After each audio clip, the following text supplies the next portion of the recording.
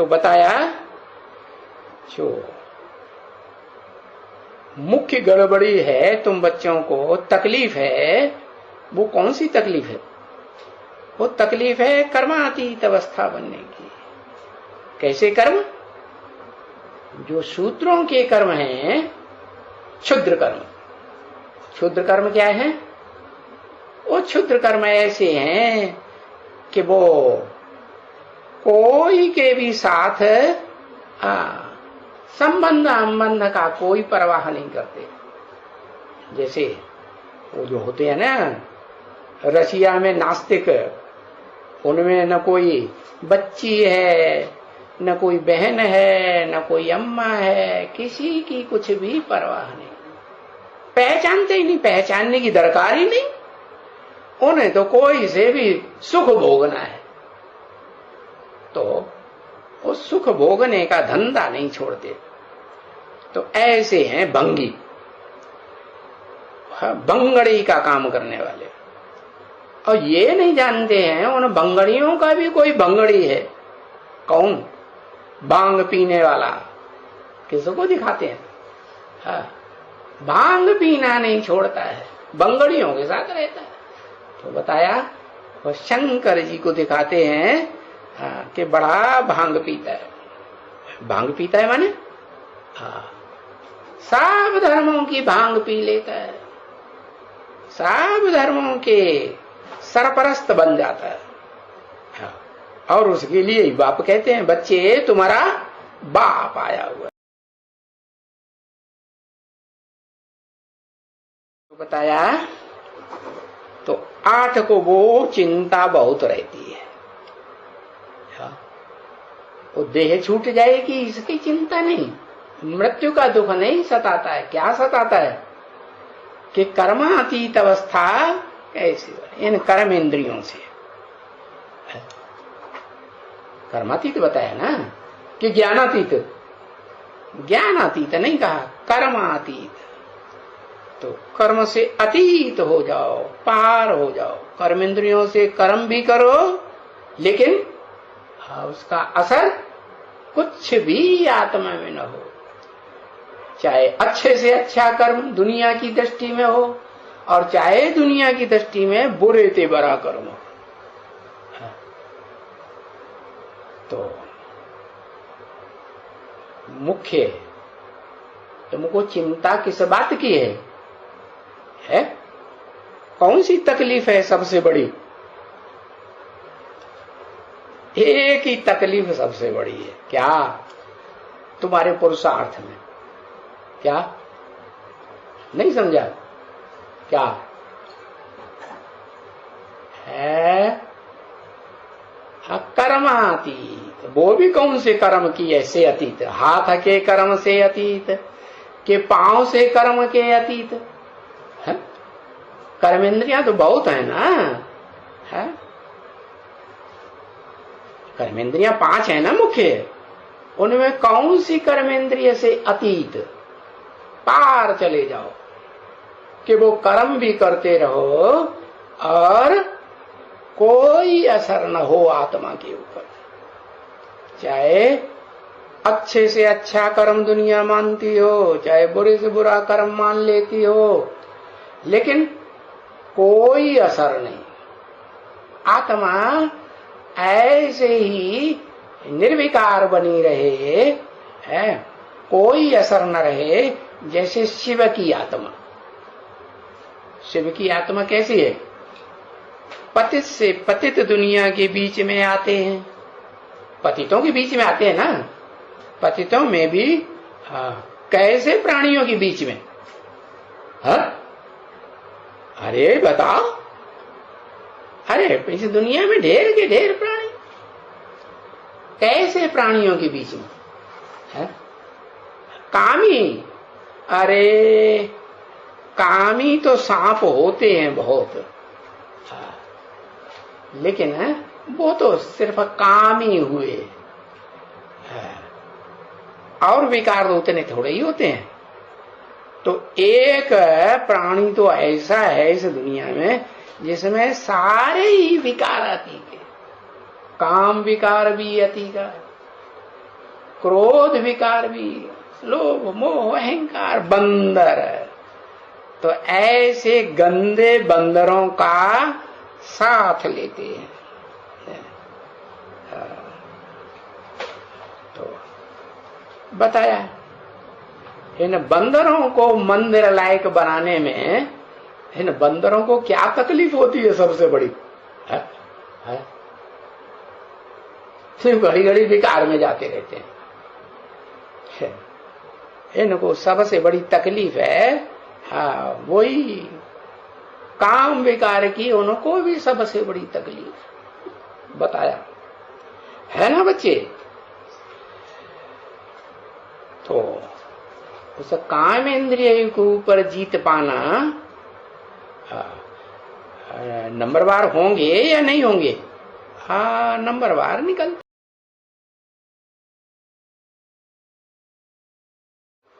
तो बताया वो अवस्था पहुंचानी है तुम बच्चों को अपनी आत्मा की। पहुंचेगी तो नंबरवार पहुंच है। तो उस अवस्था को पहुंचने में जो कर्मातीत स्टेज को पाते हैं, कर्म भी करते रहें और कर्म से अतीत हो जाएं, पार चले जाएं, वो हैं 8। क्या कहा? हाँ, 9वां तो वैल्यूलेस है। तो 2 तो हुए वो सूर्यवंशी चंद्रवंशी, और बाकी रह गए 7। 7 में कौन कौन है? इस्लाम धर्म का बीज, बौद्ध धर्म का बीज, क्रिश्चियन धर्म का बीज, संन्यास धर्म का बीज है, मुस्लिम धर्म का भी बीज, और सिखों का भी बीज। हाँ, ये हुए। कितने हुए? हाँ, तो बताया ये 6 और वो 2, 8 हो गए ना। तो ये जो 6 हैं, हाँ, उनकी कोई सहयोगिनी शक्तियां भी तो होंगी। हाँ, तो उनको शास्त्र में गाया हुआ है 6 कृतिकाएं। क्या?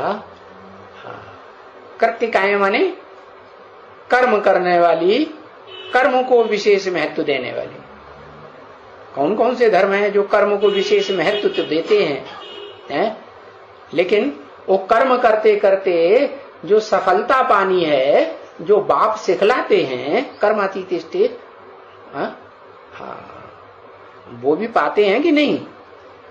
वो ऊपर से आने वाले धर्म पिताएं नहीं पाते, लेकिन जो ऊंचते ऊंच घराने के हैं, ऊंचते ऊंच घर भी है कि नहीं परम धाम है, एक ऊंच आत्माओं का, एक सामान्य आत्माओं का। तो जो बीज रूप आत्माएं हैं, वो बीज रूप आत्माएं 6 और हैं, 2 हैं सूर्यवंशी चंद्रवंशी। टोटल मिला के कितने हुए? हाँ, 8 हैं। तो बताया उनको सबसे बड़ी मुसीबत कौन सी है पुरुषार्थ में? बताया, याद रहा? वो कर्मेंद्रियों से, और उसमें भी मुख्य कर्मेंद्रिय से अतीत पार हो जाएं, वो मुख्य गड़बड़ी है ना बच्चे?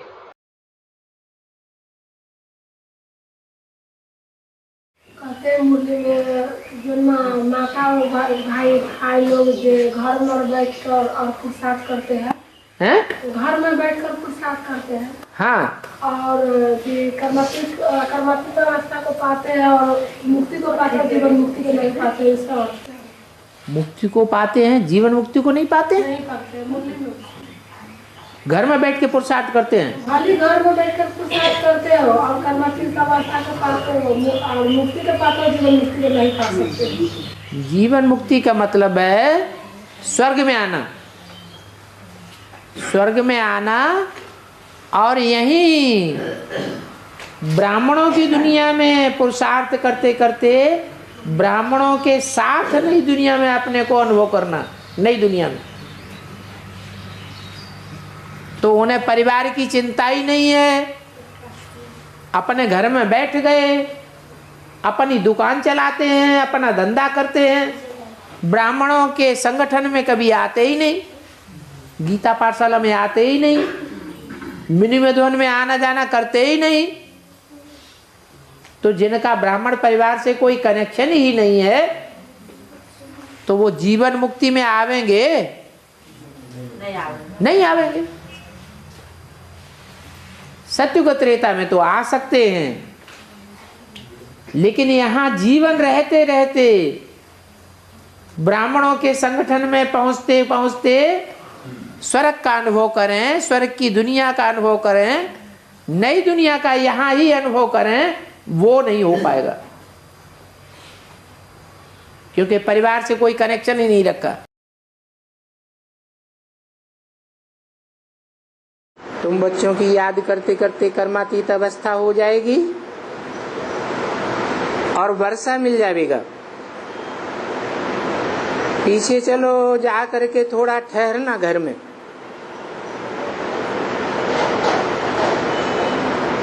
जब यहाँ सब कुछ सुख शांति हो जाएगी, सब ये क्लियर हो जाएगा,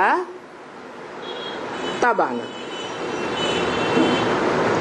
क्या क्लियर हो जाएगा? कर्मातीत अवस्था हो जाने के बाद आत्माओं के घर जाने के बाद यहाँ ही सृष्टि में क्या क्लियर हो जाएगा? क्योंकि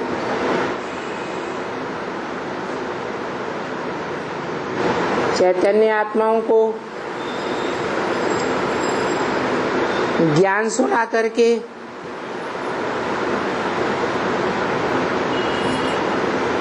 राजयोग की विधि बता करके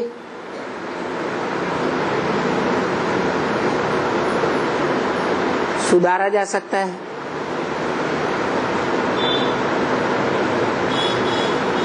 आत्माएं संपन्न बनती है। नंबरवार आत्मिक स्थिति में स्थित होती है। कोई सजा खा के, कोई स्वेच्छा से, कोई पुरुषार्थ करके संपन्न बनने पर आत्माएं बाप के घर जाती है।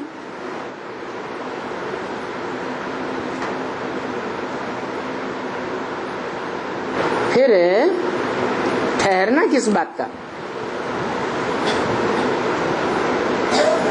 आत्माएं मनुष्यों की ज्ञान से सुधरती है।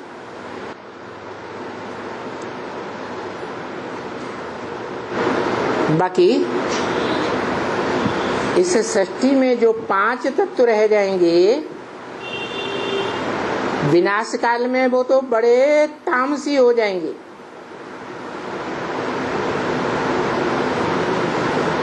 उन तामसी तत्वों को सतो प्रधान कैसे बनाया जाएगा?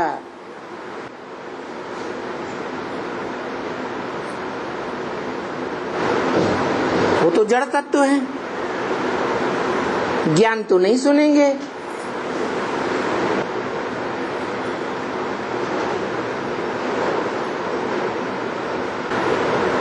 तो बोला, जब तक तुम्हारे योग बल से वो 5 तत्व भी पावन बनते हैं, क्योंकि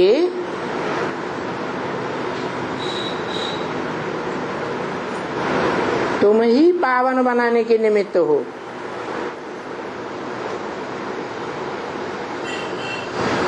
पांच तत्व पावन बनेंगे तो शरीर भी पावन बनेंगे। जैसे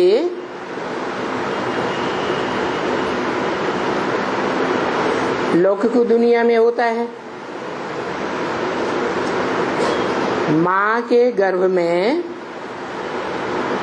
पहले 5 तत्वों का पिंड तैयार होता है या आत्मा आती है, पिंड तैयार होता है। बाद में जब पिंड परिपूर्ण हो जाता है तब उसमें आत्मा प्रवेश करती है। ऐसे ही ये 5 तत्व सात्विक स्टेज में स्थित हो जाएं तुम्हारे योग बल से,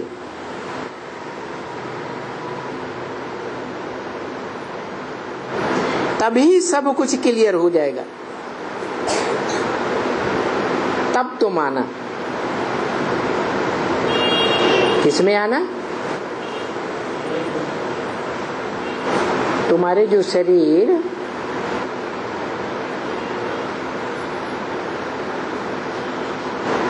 बर्फ में दबेंगे, उन बर्फ में दबे हुए शरीरों में जब सात्विकता आए, जैसे कोई सड़ता हुआ फल बर्फ में दबा दिया जाए तो सड़ा हुआ हिस्सा पानी के साथ बह जाएगा और स्वच्छ हिस्सा रह जाएगा। तो ऐसे ही जब ये क्लियर हो जाएगा तब आना, आकर के राज्य करना। ये 5 तत्वों से जो बने हुए तुम्हारे तमो प्रधान शरीर हैं सात्विक बन जाएंगे, तब उनमें तुम्हारी आत्मा आएगी। इसमें क्या, आना भी तभी है तुम बच्चों को जब तुम्हारे शरीर के पंचभूत सात्विक बने। बाकी बीच में क्या होता है वो भी चल करके देखना, आगे चल करके। बने कब?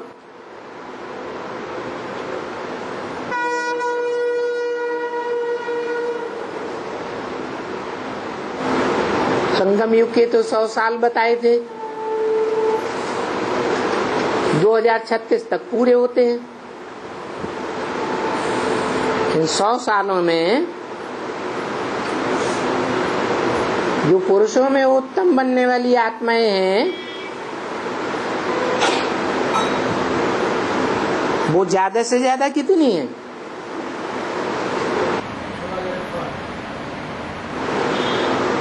पुरुष माने शरीर रूपी पुरी में आराम से शयन करने वाली संपन्न आत्मा बनेगी, बीज रूप आत्मा। उनकी संख्या कितनी? 4.5 लाख। तो वो 4.5 लाख आत्माएं संपन्न बनेंगी और संपन्न बनने पर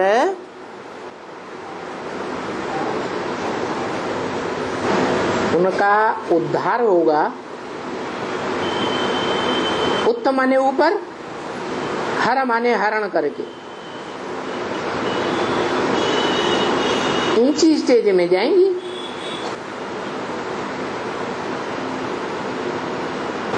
और ऊंची स्टेज क्या है?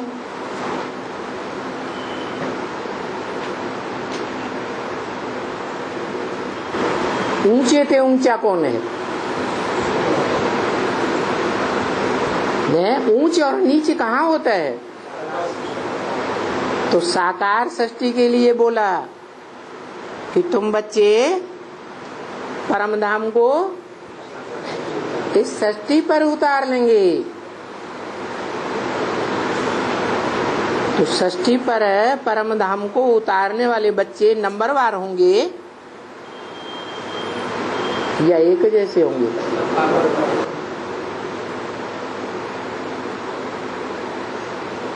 अव्वल नंबर भी कोई होगा है तो कहाँ उतारेगा?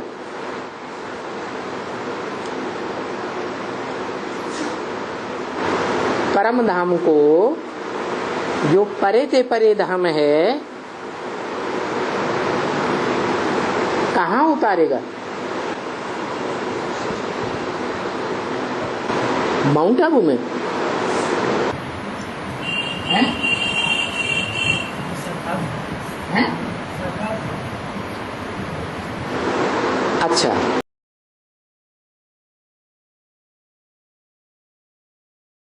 तो बताया तुम्हारी कर्मातीत अवस्था हो जाएगी। कब हो जाएगी? है जब उसको याद करेंगे। किसको? बाप को। कौन से बाप को? जो सारी मनुष्य सृष्टि का बीज रूप बाप है, और उस मनुष्य सृष्टि के बीज रूप बाप में आत्माओं का बाप भी है। परमानेंट प्रवेश करके 100 साल के संगम युग में पार्टी भी बजाता है। तो तुम्हारी कर्मातीत अवस्था हो जाएगी और सतो प्रधान भी बन जाएंगे। क्या ऐसे नहीं कि कर्मों से अतीत अवस्था हो जाएगी, कर्मों से परे की अवस्था हो जाएगी। चाहे अच्छे कर्म करो चाहे बुरे करो। ऐसी कर्मातीत अवस्था जब जिसकी बनती है तो उसकी पहचान क्या बताई? कैसे पहचान होगी? वो सारी दुनिया की भी हत्या कर दे तो भी कर्मातीत का कर्मातीत ही रहेगा कि पाप चढ़ेगा।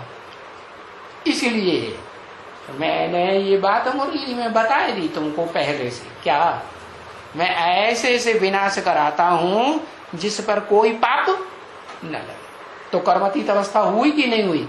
हाँ, कर्मातीत अवस्था ही कही जाएगी।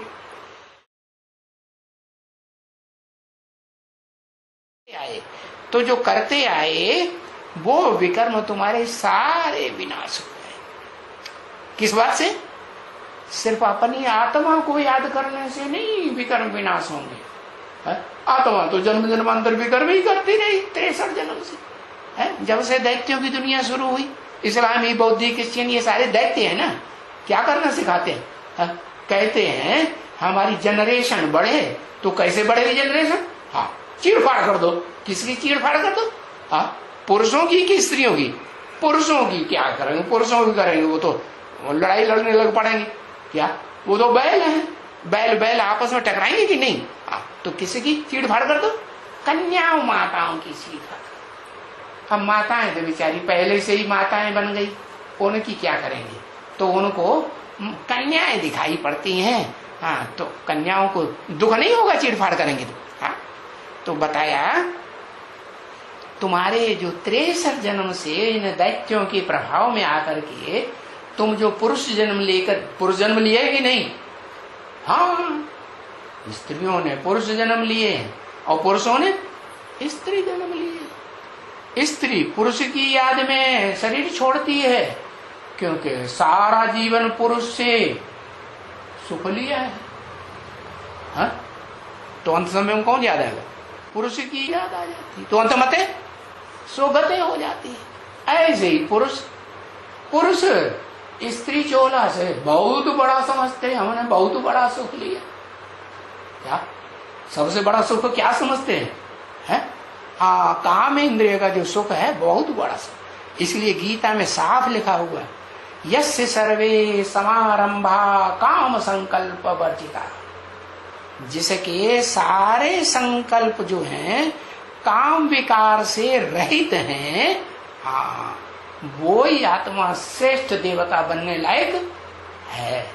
नहीं तो अगर काम विकार के संकल्प अंत तक आते रहेंगे शरीर छोड़ते समय, तो देवता नहीं बन सकेंगे, स्वर्ग में नहीं आ सकेंगे। न 16 कला संपूर्ण स्वर्ग में आएंगे और न 8.25 कला भी संपूर्ण स्वर्ग रह जाएगा, तो उसमें भी जाकर के जन्म नहीं दे सकेंगे। तो विकर्म विनाश हुए? कहेंगे नहीं हुए ना। हाँ, विकर्म पाप कर्म रह गए तो फिर वहां स्वर्ग में जन्म नहीं मिल सकता देवताओं की दुनिया में। तो देखो, आत्मा को सिर्फ याद करने से फायदा नहीं होगा। कैसे फायदा होगा? आत्मा के बाप को याद करने से तुम्हारे जन्म जन्मांतर के पाप भस्म हो जाएंगे। क्योंकि जो आत्माओं का बाप है वो तो देह धारण ही नहीं करता। अगर देह धारण भी करता है प्रवेश करके तो आसक्ति रहती है देह में, देह में लगाव अटैचमेंट होता है, अटैचमेंट ही नहीं होता तो उसको देह याद आती है, अटैचमेंट नहीं तो देह याद ही नहीं आती। तो वो तो सदा मुक्त है। क्या देह के बंधन से मुक्त है कि नहीं? हाँ, जन्म बुढ़ापा और मृत्यु के दुख से सदा मुक्त है या नहीं? हाँ, सदा मुक्त। तो देखो ऐसे को याद करेंगे जो सदा बंधन से मुक्त है?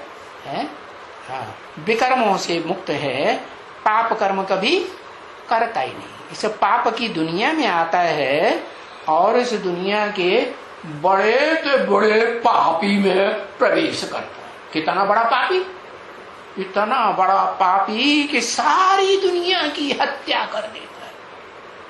तो बड़े से बड़ा पापी हुआ नहीं है? हाँ।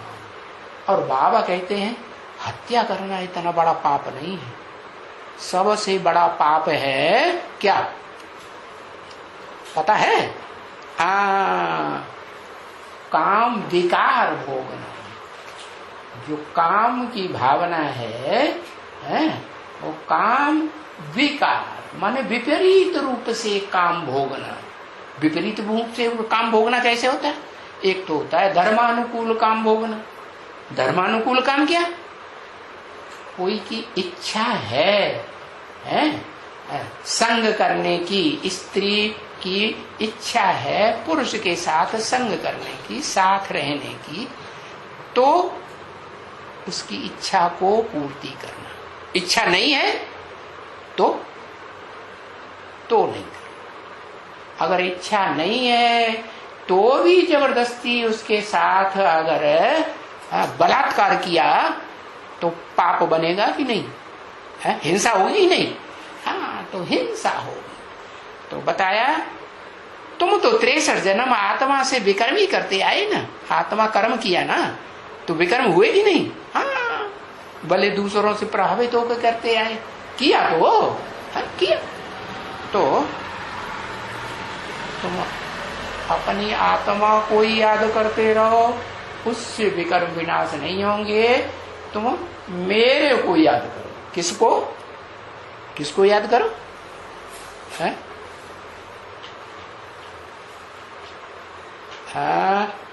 मैं आत्मा हूं ना। हाँ, तो मैं आत्मा हूं तो मेरे को याद करने से नहीं विकर्म विनाश होंगे। तुम आत्मा हो और शिव आत्मा है, सुप्रीम सोल, तो विकर्म विनाश नहीं होंगे। क्यों? अरे वो सुप्रीम सोल वो एवर प्योर नहीं है। फिर क्यों नहीं होंगे? अरे वही बात है, 20 बार बता चुके कि वो तो बिंदी है ना, जैसे हम आत्मा बिंदी, वो भी बिंदी है। पशु पक्षी मनुष्य ऋषि मुनि देव आत्माएं सब क्या है? बिंदी आत्मा है या शरीर है? शाश्वत रूप से तो बिंदी आत्मा है। तो वो पहचान कैसे होगी कि हमने उसी सुप्रीम सोल ज्योति बिंदु को याद किया है? तो उसके लिए बताता हूं कि मैं मुकर्रर रथ में आता हूं। क्या ऐसे नहीं कि टेम्परेरी रथ में आज आया कल नहीं आया, उसमें नहीं याद करो। किसमें याद करो? मुझे मुकर्रर रथ में याद करो। जिस शरीर रूपी रथ में जो लिखा है ना गीता में, अर्जुन का रथ। अर्जुन माने अर्जन करने वाला। क्या अर्जन करने वाला? सद्भाग्य का अर्जन। कैसे भाग्य बनता है? ज्ञान से भाग्य बनता है, अज्ञान से भाग्य बिगड़ता है। ज्ञान एक से आता है, अज्ञान अनेकों से आता है। तो एक जो शिव है, शिव आत्मा, उसको पहचानेंगे कैसे? ज्योति बिंदु को है तो बिंदु वो भी जैसी हमारी आत्मा बिंदु। जब मुकर्रर रथ को पहचानेंगे तो वो सुप्रीम सोल ज्योति बिंदु भी पहचान में आ जाएगा। तो बताया उसको याद करेंगे, उस स्वरूप को जिसमें वो देहधारी आत्मा और वो है विदेही आत्मा, शिव। विदेही माने देह के विपरीत। वो सदा देह के विपरीत है कि नहीं, कि देह से अटैच होकर रहती है? नहीं। तो उन दोनों के कॉम्बिनेशन स्वरूप को याद करेंगे तो तुम्हारे जन्म जन्मांतर के विकर्म विनाश हो जाए। क्या होगा? तुम्हारी कर्मातीत अवस्था हो जाए। माने तुम जो भी कर्म करेंगे, चाहे अच्छे कर्म करो और चाहे बुरे कर्म करो, है अपन को आत्मा समझ, लगातार उस बाप के स्वरूप को, प्रैक्टिकल रूप को, जिसमें वो सदा निराकार सदा शिव भी है और वो देहधारी आत्मा भी है, मुकर्रर अर्थ वाली। दोनों के कॉम्बिनेशन रूप को तुम लगातार याद करेंगे। ज्यादा भी नहीं बताता हूं, मैं तो कहता हूं 8 घंटे याद करके दिखाओ। अरे अभी तो उस दिन बताया 8 घंटे भी नहीं, 1 घंटा याद करो तो तुम्हारी याद बहुत तीक्ष्ण चली जाएगी। लेकिन बाबा ने तो अभिशाप दे दिया। अभी तुम 1 घंटे भी बाबा के सामने अपन को आत्मा समझ, बाप को याद करते हुए, शिव बाबा को याद करते हुए 1 घंटा बैठे रहेंगे? नहीं बैठ पाए।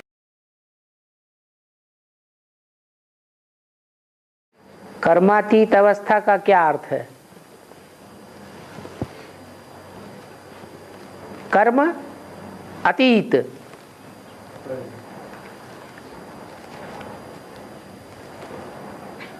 अतीत कहते हैं जो पास्ट हो गया। एक कर्म होता है, कर्म कर रहे हैं, कर्म करने के साथ ही साथ उसका पाप पुण्य बनता जाता है। एक ऐसी भी योग की स्टेज है कि कर्म करते हैं कर्मेंद्रियों से, लेकिन उसका पाप पुण्य अतीत हो जाता है, पास्ट में चला जाता है। वर्तमान में उसका कोई असर नहीं और भविष्य में भी उसका कोई फल नहीं आने वाला। उसको कहते हैं कर्मातीत। अकर्म, कर्म किया किया न किया।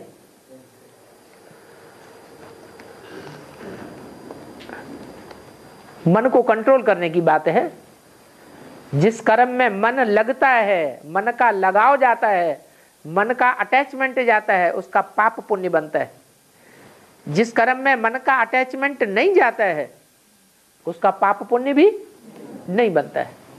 तो मन एकाग्र हो गया तो कर्मातीत हो गया। 10 इंद्रियां काम करती हैं, लेकिन जो 10 इंद्रियां हैं, अगर उनमें मन रस नहीं लेता है 10 इंद्रियों के कार्य में,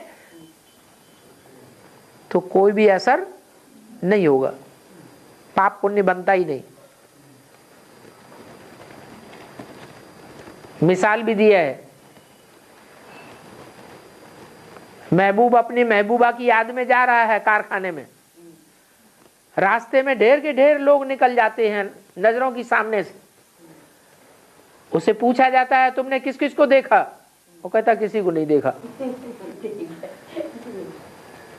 तो आंखें तो खुली रही, आंखें नहीं खुली रही तो घर से निकल करके कारखाने तक कैसे पहुंच गया? आंखें भी खुली रही, टांगे भी चलती रही, कर्मेंद्रियों ने काम तो किया ना।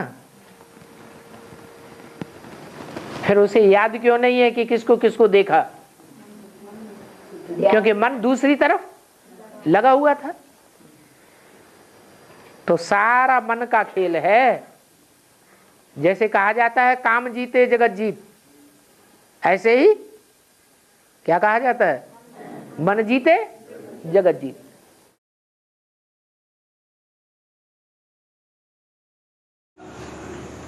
बाबा, राम वाली आत्मा हर समय याद में रहती है, तो फिर तमो प्रधान कैसे बनती है?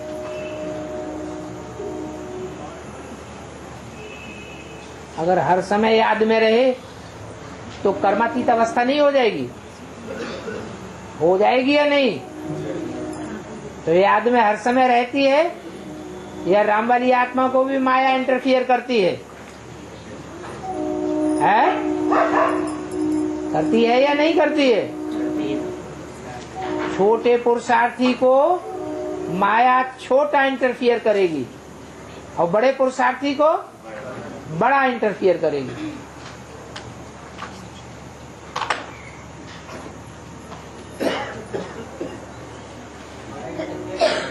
है जो बड़ा पुरुषार्थी होगा, ऊंचा पुरुषार्थी होगा, महारथी होगा, तो माया भी महारथी बनकर के पीछे पड़ती है। जो प्यादे के समान पुरुषार्थ करने वाले होते हैं उनके लिए माया भी छोटा रूप धारण करके रहती है, बड़े रूप में नहीं आती। समझती है तो ऐसे ही हम पढ़ ही लेंगे।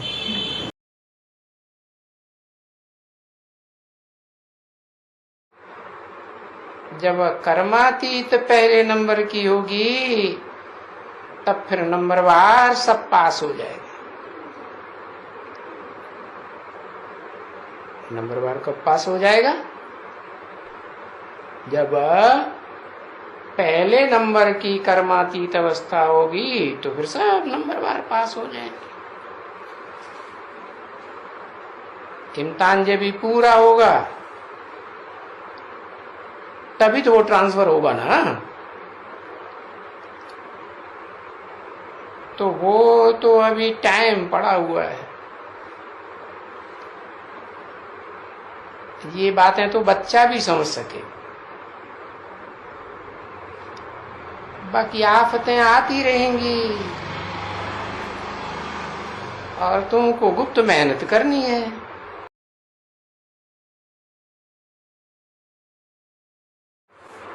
ये दुनिया है, ये एक भूल भुलैया का खेल बन गई है। नहीं तो जितनी मेहनत पावन बनने की, क्योंकि मेहनत तो बहुत करनी चाहिए ना। नहीं तो फिर बाबा कह भी देते हैं, ऐसे मत समझो कि कोई बिल्कुल जोर से बैठ करके कर सकेंगे या कहेंगे अच्छा हम झाड़ के नीचे जा करके 6 घंटा 5 घंटा 8 घंटा कुछ कर सकेंगे। अरे नहीं कर सकेंगे। क्यों? अगर अभी कर्मातीत बन जाए, अभी माने 1967 की बात बताई, अभी तो और भी 47 वर्ष हो गए। बताया अगर अभी कर्मातीत बन जाए, पुरुषार्थ एकदम जोर से करें तो शरीर छोड़ दे। वो तो हो ही नहीं सके कि कोई वापस चला जाए।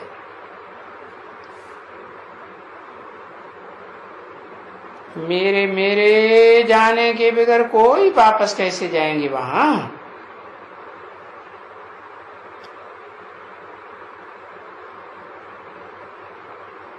ये भी तो नहीं होगा। वो भी बताए देते हैं, कोई कितना भी कोशिश करे एकदम हम ये करें, नहीं कर सकते। ये ड्रामा में ही नहीं है पार्ट।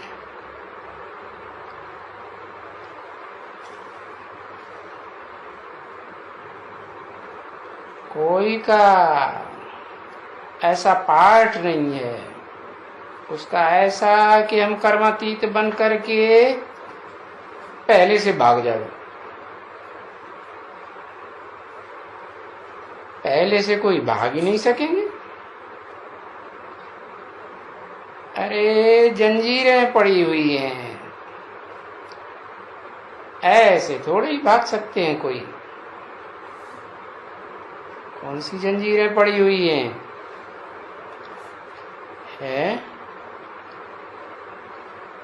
हाँ, अच्छा, सोने की जंजीरें लगी पड़ी हैं और लोहे की है, लोहे की भी हैं, डबल हैं। अरे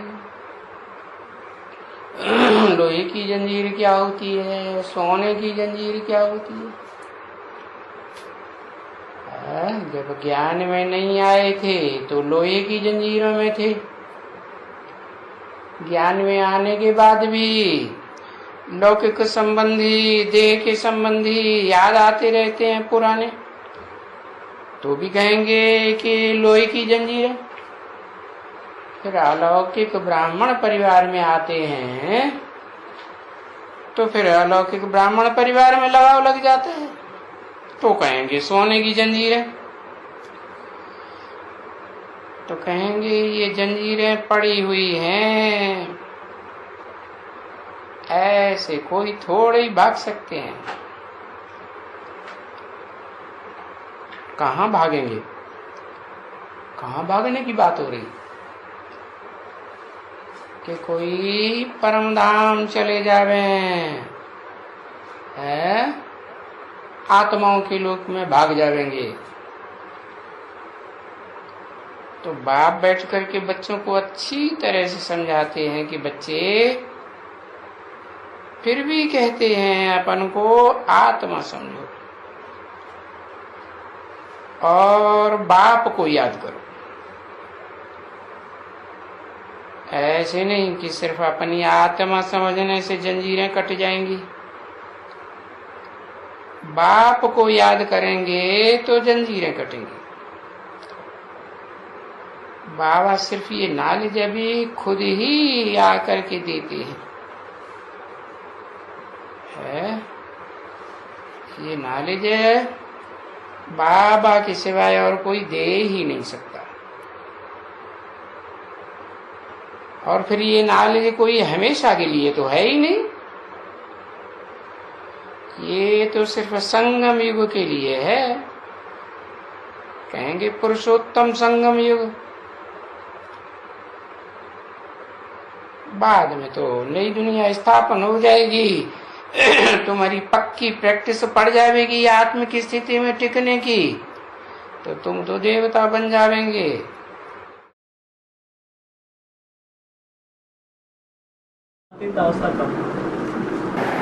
कर्मातीत अवस्था का मतलब है कर्म भी करते रहें, लेकिन कर्म करते करते मन बुद्धि जो है वो कर्म से अतीत हो जाए, माने कर्म का प्रभाव हमारे ऊपर न पड़े।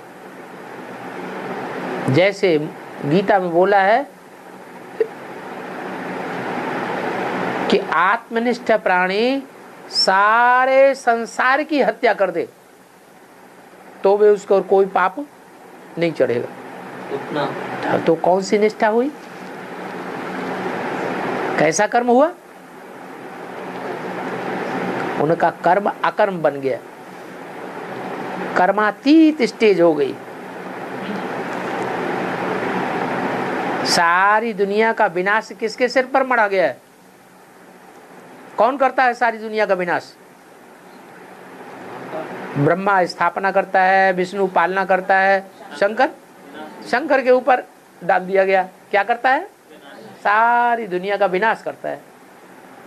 फिर कहते हैं हर हर बम बम, ऐसे तो नहीं कहते ब्रह्मा ब्रह्मा बम बम, विष्णु विष्णु बम बम, या कोई भी 33 करोड़ देवताओं में से नाम लेकर के नहीं कहेंगे बम बम। इसके नाम के साथ है हर, माने पापों का हरण करने वाला, इस झूठी दुनिया का हरण करने वाला कौन? शंकर। तो जो शंकर है उसके नाम के साथ बम लगा हुआ है, माने वो बम बनाने वालों की बुद्धि को ऐसा फिरावेगा कि अभी बना के तो रखे हुए हैं लेकिन उन्हें चलाने की हिम्मत नहीं है, और उनके अंदर हमने हिम्मत भर देगा, चलाओ फोड़ो,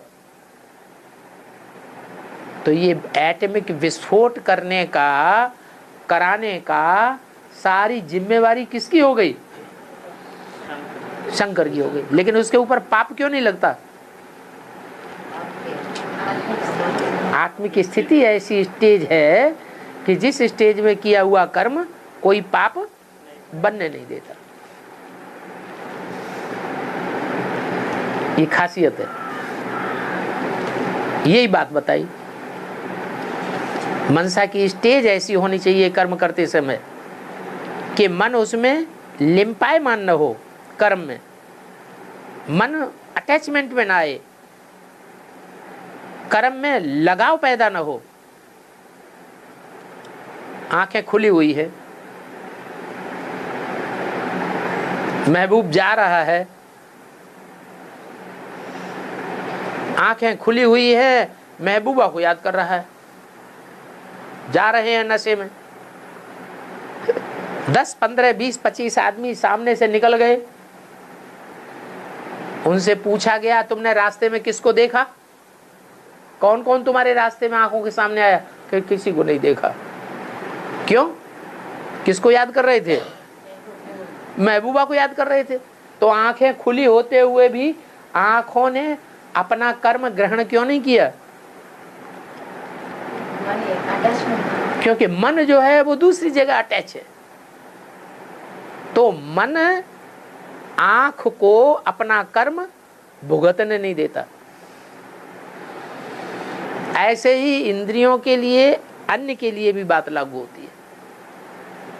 और जो इंद्रियां हैं, अगर हम बाप की याद में एक्सपर्ट हो जाएंगे तो उन इंद्रियों से जो भी कर्म करेंगे उसका कोई असर नहीं होगा। ये से कहेंगे कर्मातीत अवस्था। कर्म से अतीत, परे, कर्म का प्रभाव पड़ेगा ही नहीं।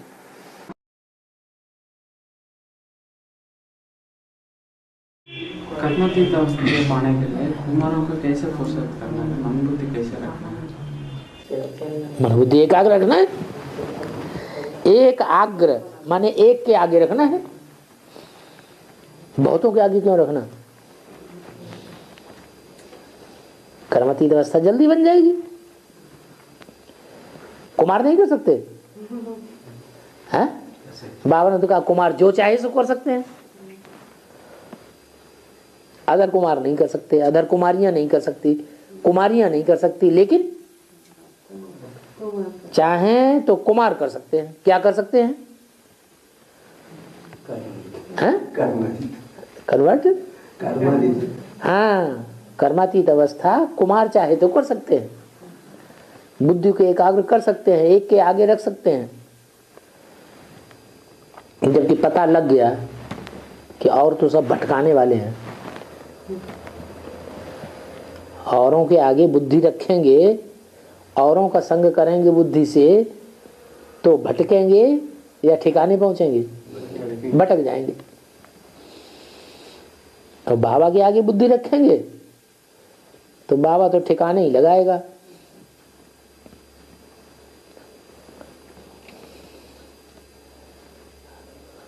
भटकने की तो बात ही नहीं।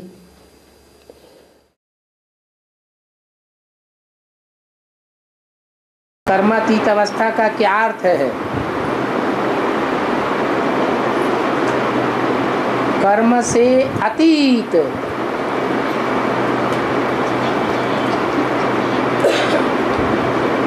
कर्म से परे,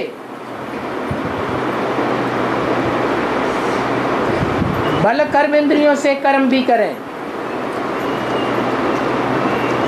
परंतु कर्मेंद्रियों से किए हुए कर्म का पुण्य और पाप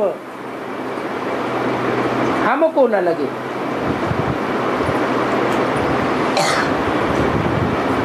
ऐसी स्टेज बन जाए मन बुद्धि की।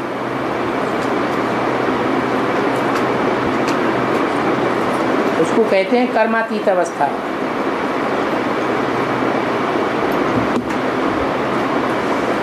मन का ये हिसाब है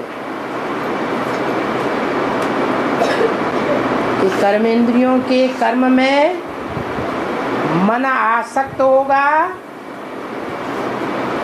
तो सुख दुख फील होगा, और मन आसक्त नहीं होगा तो सुख दुख फील नहीं हो सकता। जैसे कोई गहरे विचार में कारखाने जा रहा है या महबूबा के प्यार में जा रहा है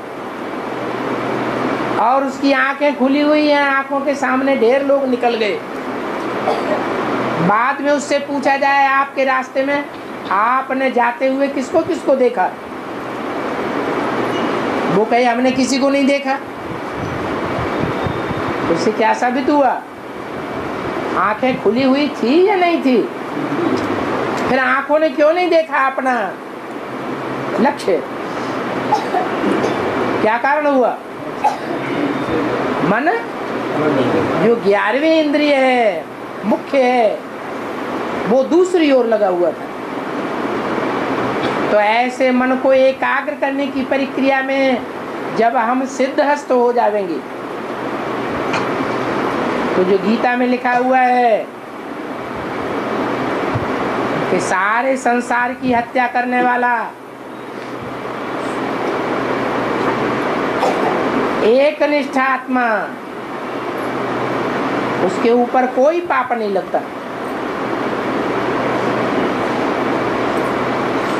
उसको कहेंगे कर्मातीत स्टेज। कर्मेंद्रियों से कर्म भी करे परंतु उन कर्मों का कोई प्रभाव उसके ऊपर न पड़े, जो संस्कार बन जाए।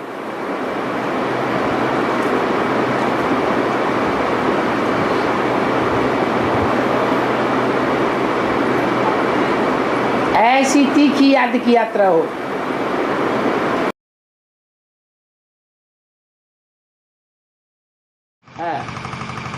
ब्राह्मणों को अतीन्द्रिय सुख का अनुभव कब से होने लगता है? जब इंद्रियों के सुख का खिंचाव खत्म हो जाए,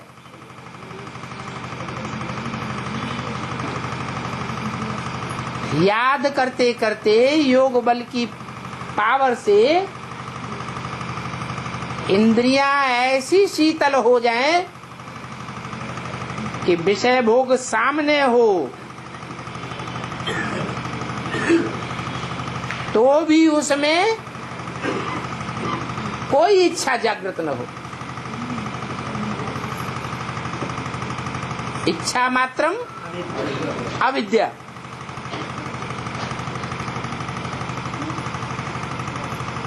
जब तक इंद्रियों का खिंचाव है इंद्रियों के भोगों के प्रति, जैसे आंख है सुंदरता देखने चाहती है, सुंदरता के समीप पहुंचते हैं तो आंख ललचायमान हो जाती है। जैसे कान है सुंदर सुंदर आवाज सुनना चाहते हैं, मीठी आवाज के नजदीक पहुंचते हैं तो ऐसे लगता है कि इसी के नजदीक रहें, वो खिंचाव खत्म हो जाए। कोई भी इंद्रिय है, उस इंद्रिय के जो विषय भोग हैं उन विषय भोगों की तरफ बुद्धि आकर्षित होती है, माने अतीन्द्रिय सुख है या नहीं है? नहीं हो सकता। इसलिए बोला जब तुम बच्चे संपन्न पुरुषार्थ के स्टेज पर पहुंचेंगे तो अंत में तुम्हारी कर्मातीत अवस्था होगी, अतीन्द्रिय सुख भासेगा। अभी तो इंद्रियों का सुख जीव क्या चाहती है?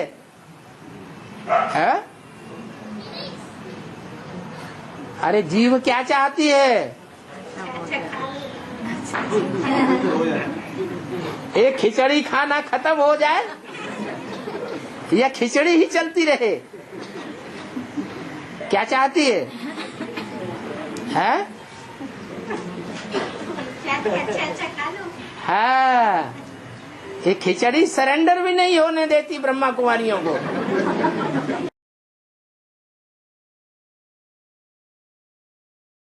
गलती की सजा ब्राह्मणों की दुनिया में 100 गुनी मिलती है।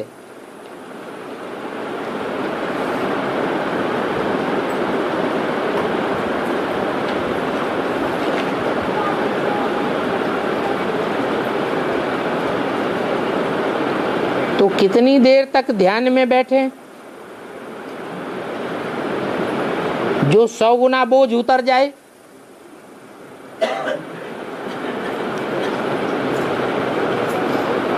ब्राह्मणों की दुनिया में एक गलती की 100 गुना सजा मिलती है। तो उस 100 गुना सजा को उतारने के लिए कितनी देर ध्यान में बैठे, याद में बैठे तो सजा उतर जाए, 100 गुना बोझ कम हो जाए? बताओ।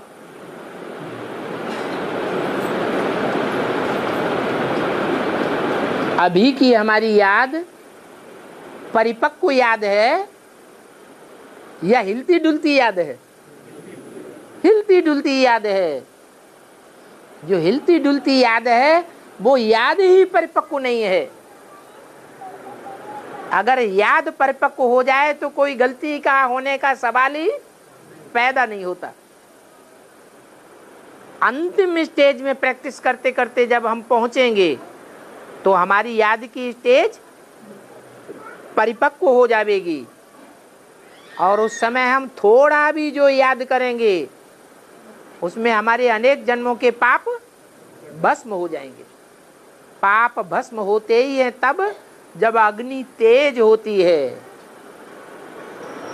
अभी हमारी योग की अग्नि तीव्र है या बार बार माया बुझाती रहती है? तो अभी की योग अग्नि की शक्ति से हमारे पाप भस्म होने वाले नहीं है। अभी तो पापों का बोझा दिन दूना रात चौगुना बढ़ रहा है। कब तक बढ़ेगा? जब तक हमारी कर्मातीत अवस्था ना आ जाए। कर्मातीत अवस्था होने के बाद हमारी याद की ऐसी तीव्र स्टेज होगी कि 100 गुना बोझा जो अभी चढ़ रहा है वो सारा उतरता चला जाएगा।